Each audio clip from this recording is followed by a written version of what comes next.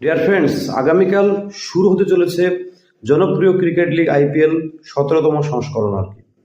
তো এটাও ভুললে চলবে না যে আমাদের ওমেন্স প্রিমিয়ার লিগ হয়ে গেল, সেখানেও ফাইনাল খেলা প্রায় জিও সিনেমা দেখলাম 10 কোটি লোক দেখছিল আর কি। তো এবছর চ্যাম্পিয়ন হলো রয়্যাল চ্যালেঞ্জার্স বেঙ্গালুরু। ফাইনালে তারা দিল্লি ক্যাপিটালসকে 8 উইকেটে হারিয়ে চ্যাম্পিয়ন হলো। গত বছর চ্যাম্পিয়ন হয়েছিল মুম্বাই ইন্ডিয়ান্স, ফাইনালে সেই দিল্লি ক্যাপিটালকে 7 উইকেটে হারিয়ে। এবছর সব থেকে বেশি রান করেছে এলিস পেরি, অরেঞ্জ ক্যাপ পেয়েছে 347 রান করেছে। আর সব থেকে বেশি উইকেট পেয়েছে শ্রেয়াঙ্কা পাতিল, 13টি উইকেট পেয়েছে, সে পেয়েছে পার্পেল ক্যাপ। আর সব থেকে ভ্যালুয়েবল প্লেয়ার হচ্ছে দীপ্তি শর্মা। বেশ জনপ্রিয় হচ্ছে আস্তে আস্তে এই ওমেন্স প্রিমিয়ার লিগ। এখন 5টা টিম অংশগ্রহণ করে, আশা করি ভবিষ্যতে আরো বাড়বে আর কি। আর এই ছেলেদের যে আইপিএল, সেটা তো অবশ্যই বেশ জনপ্রিয়, সব থেকে বিশ্বের সবথেকে জনপ্রিয় এই আইপিএল। এবং এবছর 10টি টিম খেলবে, দেখা যাক এবছর কে চ্যাম্পিয়ন হয়।